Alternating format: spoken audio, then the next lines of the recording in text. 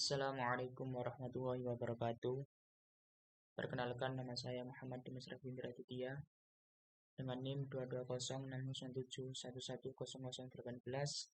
Saya dari mahasiswa program studi Perpustakaan dan Sains Informasi Fakultas Sains dan Teknologi Universitas UIN Maulana Malik Ibrahim Malang.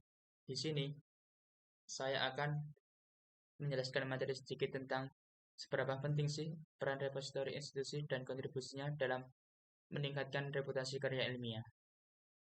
Oke, langsung saja.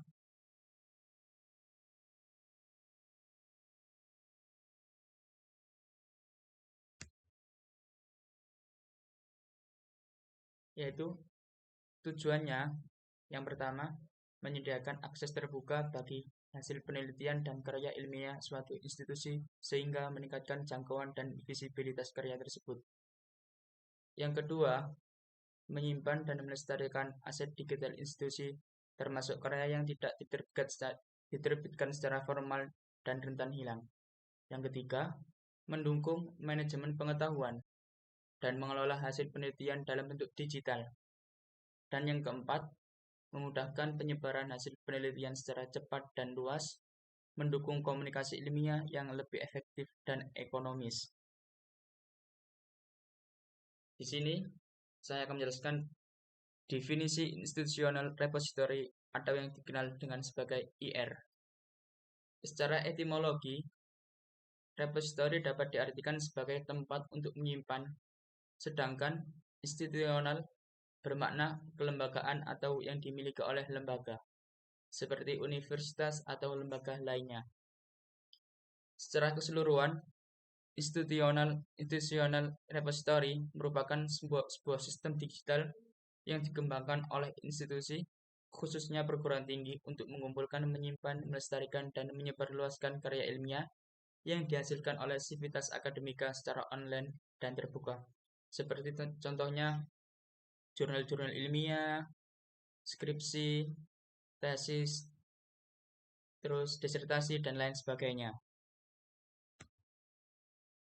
Kemudian, peran repositori institusi. Yang pertama, meningkatkan aksesibilitas dan visibilitas karya ilmiah. Repositori institusi menyediakan akses terbuka atau open access sehingga karya ilmiah mudah ditemukan dan diakses oleh komunitas akademika global tanpa hambatan biaya atau langganan jurnal.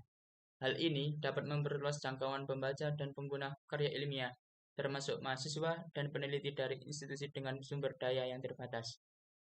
Yang kedua, mendukung diseminasi dan kolaborasi ilmiah. Dengan akses terbuka, repositori institusi mempercepat pertukaran pengetahuan dan dorongan kolaborasi lintas institusi dan negara. Sejalan dengan prinsip sains yang terbuka, peneliti dapat lebih mudah menemukan dan menggunakan penelitian yang relevan sehingga inovasi dan perkembangan ilmu pengetahuan dapat berjalan lebih cepat. Yang ketiga, mendukung akreditasi dan rekam jejak akademik. Dokumentasi yang terstruktur dan terindeks dalam repositori dapat membantu menunjukkan produktivitas ilmiah dosen dan peneliti. Yang kedua, mendukung proses akreditasi, pemeringkatan, serta pengambilan kebijakan berbasis data.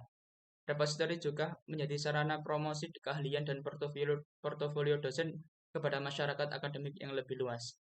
Yang keempat, preservasi dan manajemen pengetahuan, yaitu repositori institusi berfungsi sebagai arsip digital jangka panjang, memastikan keberlanjutan dan pelestarian hasil penelitian, serta memudahkan temu kembali karya ilmiah yang telah dipublikasikan. Hal ini juga melindungi karya dari resiko kehilangan akibat faktor internal maupun eksternal. Selanjutnya, kontribusi repositori institusi dalam meningkatkan reputasi karya ilmiah. Yang pertama, peningkatan stasi dan dampak publikasi. Pembelajaran menunjukkan bahwa artikel yang tersedia di repositori terbuka memiliki tingkat stasi lebih tinggi dibandingkan artikel di jurnal yang berbayar. Mengapa? Karena lebih mudah ditemukan dan diakses. Hal ini dapat meningkatkan pengakuan atas karya ilmiah penulis dan memperkuat reputasi akademik mereka. Yang kedua, meningkatkan peringkat dan repositori institusi. Pengembangan repositori institusi terbukti dapat menaikkan peringkat perguruan tinggi dalam pemeringkatan internasional seperti biometris karena visibilitas dan jumlah karya ilmiah yang terindeks menjadi salah satu indikator penilaian. Repositori juga menunjukkan eksistensi institusi dunia dalam akademik melalui diseminasi karya ilmiah yang berkualitas. Yang ketiga, mendukung akreditasi dan program studi. Repositori institusi memudahkan akses dan pencarian portofolio dosen yang menjadi salah satu syarat penting dalam proses akreditasi program studi. Karya ilmiah yang terdokumentasi baik dan mudah diakses meningkatkan nilai akreditasi dan reputasi program studi. Yang keempat, promosi, prestis, dan daya tarik institusi. Repositori institusi menjadi ajang promosi bagi institusi, meningkatkan bargaining position, prestis, serta menarik pendanaan dan peneliti potensial. Hal ini dapat memperkuat peran institusi di bidang akademik dan penelitian. Selanjutnya, ya ini contoh studi kasus. Saya ini ambil dari jurnal Universitas Negeri Malang atau UM. Permasalahan yang diidentifikasi dalam jurnal tersebut meliputi beberapa aspek terkait pengelolaan repositori institusi di Universitas Negeri Malang atau UM. Yang pertama, tantangan utama adalah bagaimana menghimpun berbagai sumber informasi akademik dan mendistribusikannya secara efektif dan efisien kepada sivitas akademika menggunakan teknologi mutakhir. Yang kedua, adanya kebutuhan untuk mengembangkan sistem informasi manajemen perpustakaan yang mampu mengelola berbagai sumber informasi ilmiah dan memudahkan penelusuran informasi tersebut.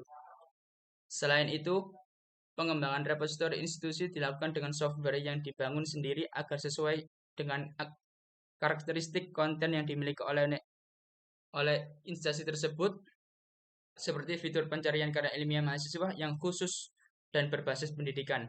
Permasalahan lain terkait kebijakan akses repositori adalah adanya pembatasan akses untuk mengantisipasi plagiarisme dan pelindungan karya akademik yang dianggap kontradiktif dengan kebutuhan pengguna yang mayoritas adalah generasi digital yang akrab dengan teknologi dan kemudahan akses informasi.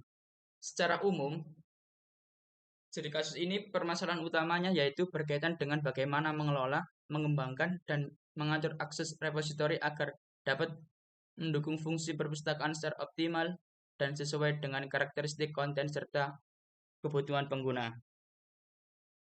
Yang terakhir yaitu kesimpulan.